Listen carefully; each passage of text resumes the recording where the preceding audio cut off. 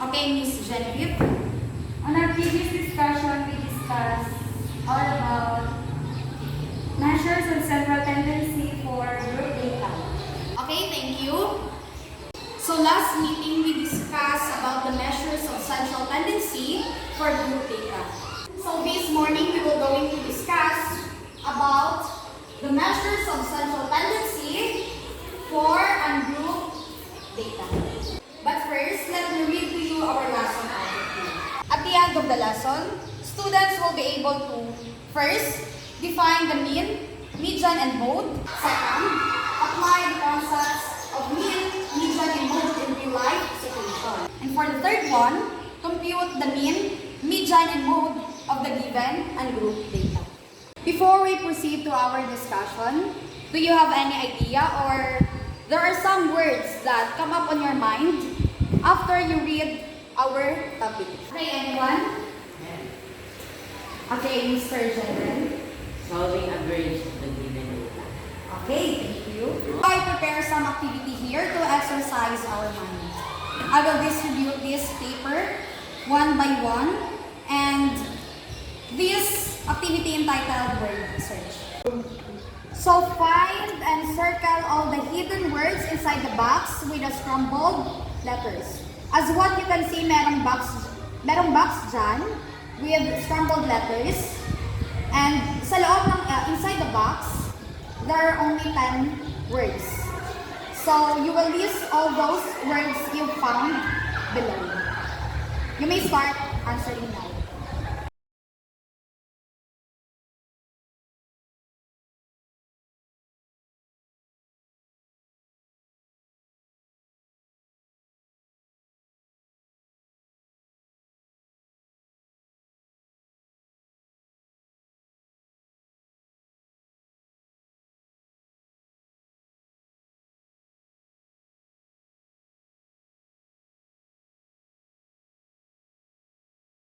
Are you done? Not yet, ma'am. Not yet. Okay, 2 minutes left. I'm done, ma'am. Hands up, are you done? Papers up. Okay. Sino makapagsabi ng kanilang answer? Anyone? Ako na, ma'am. Mean, measure, data, set, central, tendency, mode, unimodal, ungroup, median. Okay, thank you. Another one. Okay, Miss Josephine. Mean, unimodal, ungroup, measure, central, data, tendency, set, mode, median. So sa iba, same din ba ang answer nyo sa kanilang dalawa? Opo. Okay. So, what do you observe by those words? Do you think meron bang connection sa topic na i-discuss natin this morning? Okay. Okay, so those words are related with our topic that I am going to discuss to all of you, which is the measures of central tendency for ungroup data. Let us first define what is measures of central tendency for ungroup data. So the measures of central tendency for ungroup data, it is a single value that attempts to describe a set of data by identifying the central position within that set of data. And measures of central tendency also called the measures of location. So we have 3 measures of central tendency for ungroup data. And the first one is the mean. So the mean is, it is obtained by dividing the sum of all the values by the number of the values in the data set. So ibig sabihin daw ng mean, we will sum all the numbers on the data set, then we will divide it by kung ilang numbers ba ang nandoon sa set na yun.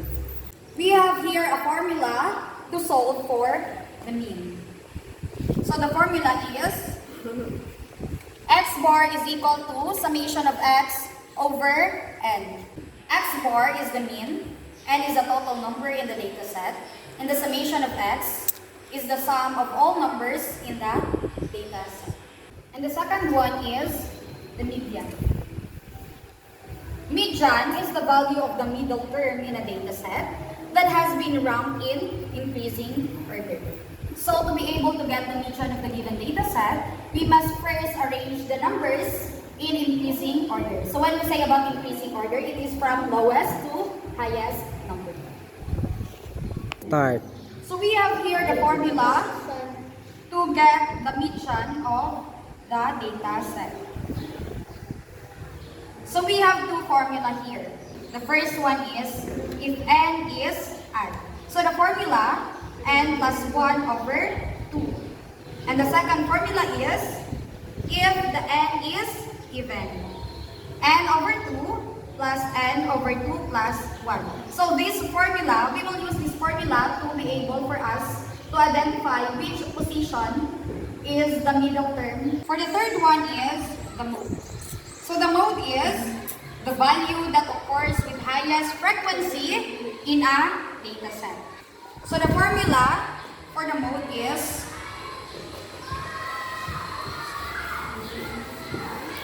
mode is equal to value that most occur in the data set.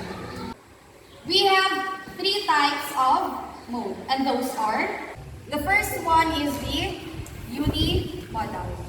The data set with only one mode.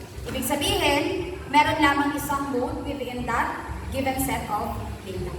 And for the second one is the bimodal.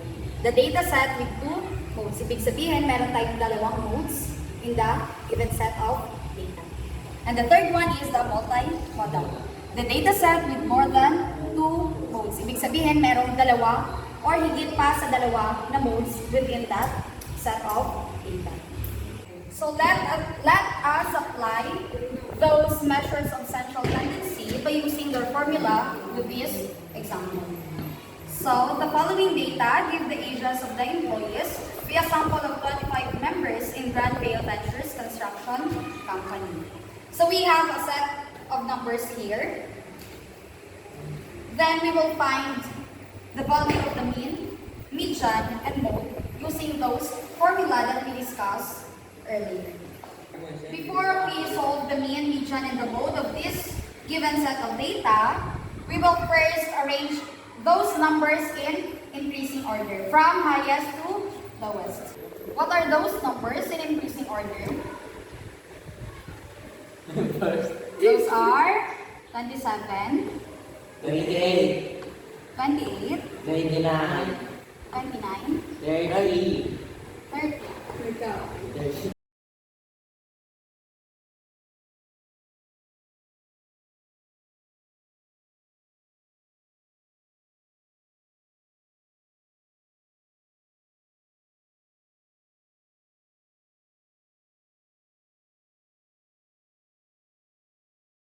And this is the number in increasing or ascending order. Let us first solve for the mean of the given set of data. So for the mean is, what is the formula for the mean? X bar is equal to summation of x over x. So we will just simply add all those numbers in the data set, and we will divide it by how many numbers are there in the data set. So there are 25 numbers. So our n is equal to 25. For the summation of x, which is the sum of all numbers in the data set. So what is the sum of all numbers in the data set? 1,883. Okay, 1,083. 3. We already have the value of our n and the value of our summation of x. We will just simply substitute those values with our formula. Start.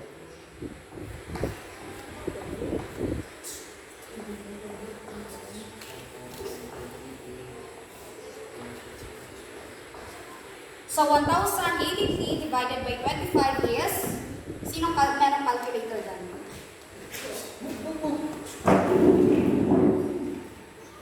43 something. 43 something ba?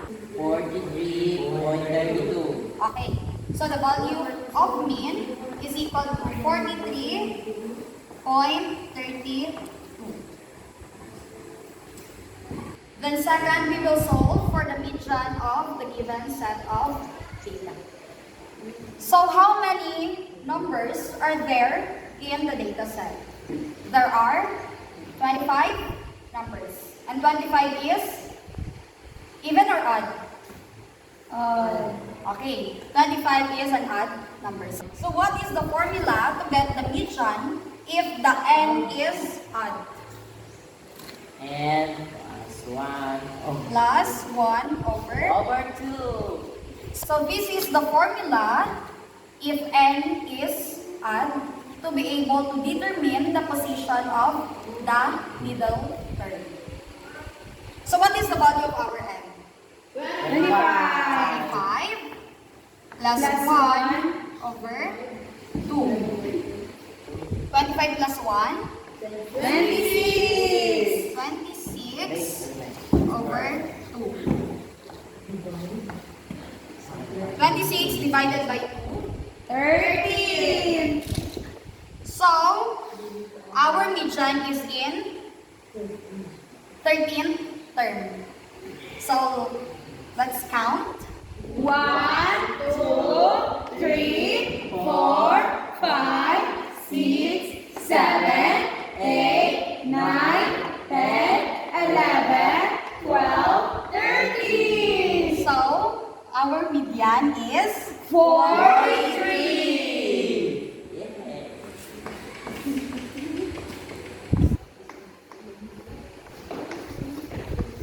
And the third one is the mode. To be able to get the mode is the value that most occur or has the highest frequency in the given set of data. So what do you think is the mode in this given set of data? Ano ba yung number na mostly pabalik-balik siya or mostly 32? Okay? And that is 32. what do you think is this type of mode? We have three types of mode, right? Unimodal, bimodal, and multimodal. So what do you think is this?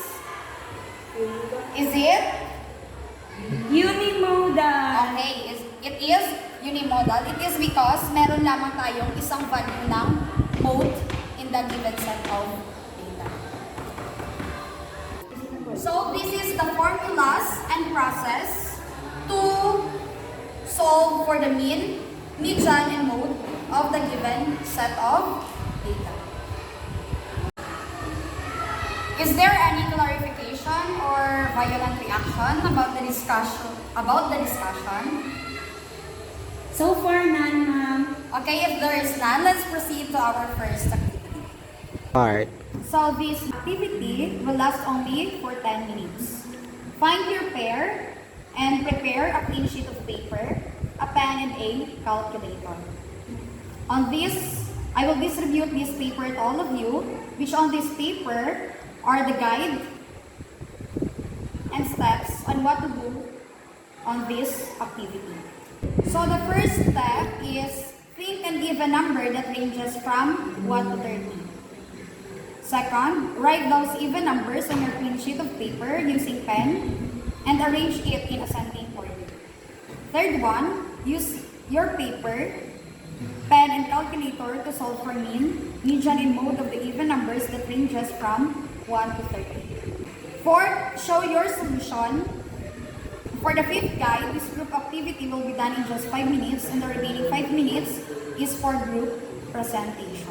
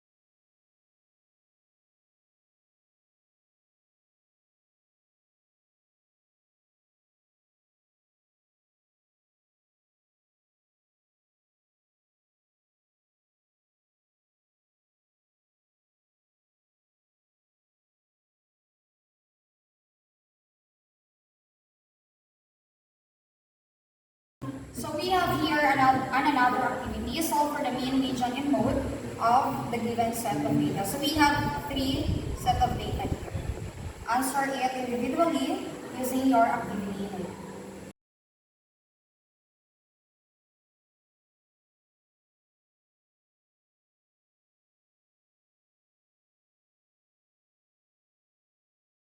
Are you all done?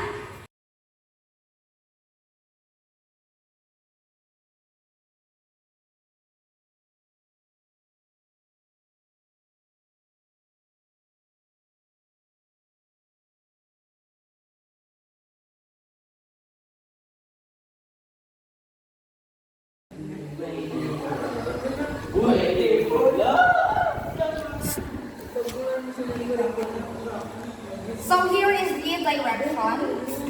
Find the partner, roam inside your room and ask your classmate about their everyday allowance during face-to-face classes. In a worksheet of paper, put all the data you gather and solve for its mean, median, and mode.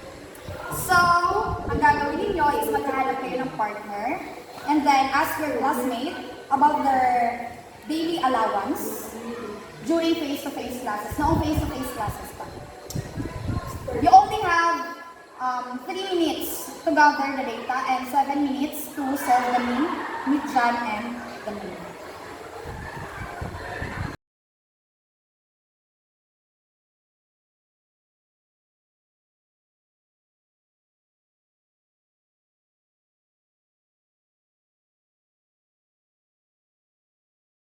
Are you done? Not yet, ma'am. Not yet. Okay, 2 minutes left. I'm done. Okay, time is up. Anyone who can present their activity on the board, write it on the board. Okay, Miss Jessica.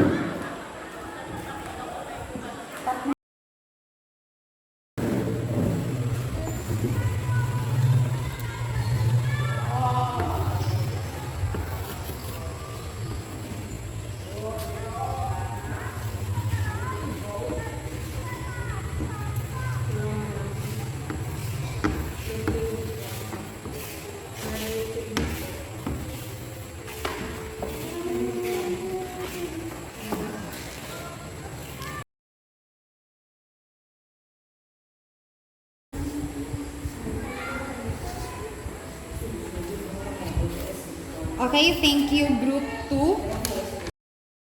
Amo ni siyang amon nga allowance tanan nga nagather namon, i-add namon siya tanan.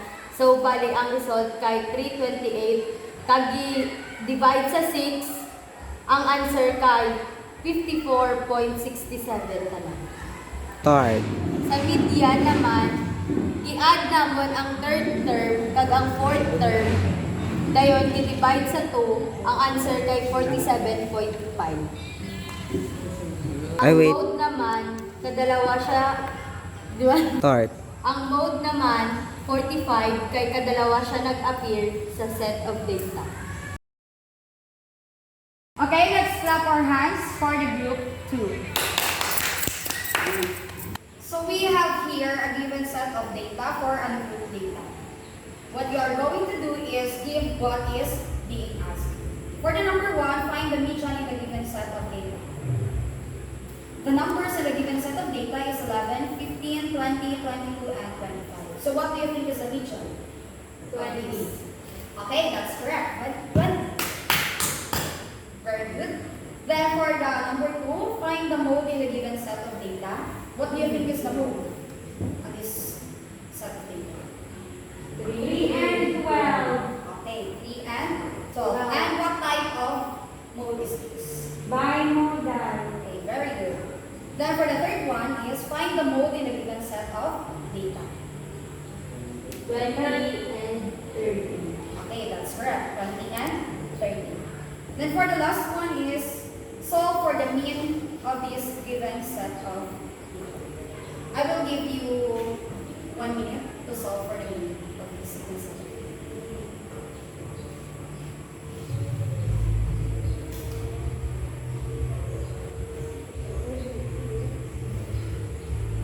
Stop tapos dire.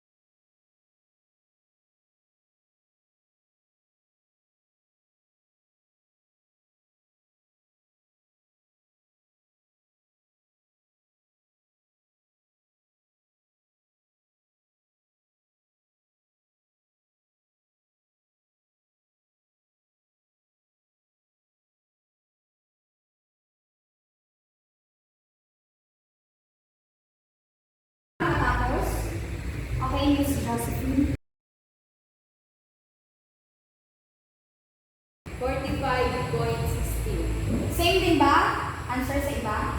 Yes. Okay. So, for the mean of this given set of data is 45.16. okay, 45.16. So, I think naintindihan nyo na yung diniscuss ko this morning about the measures of central tendency for and group data. Is there any question, clarification, or violent reaction? None, ma'am. For your assignment, I will distribute this paper and answer this on your activity note.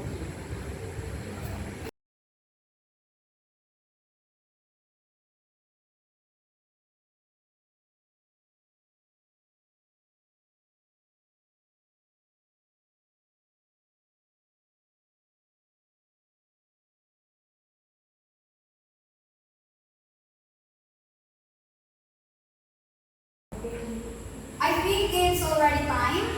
That's all for today class.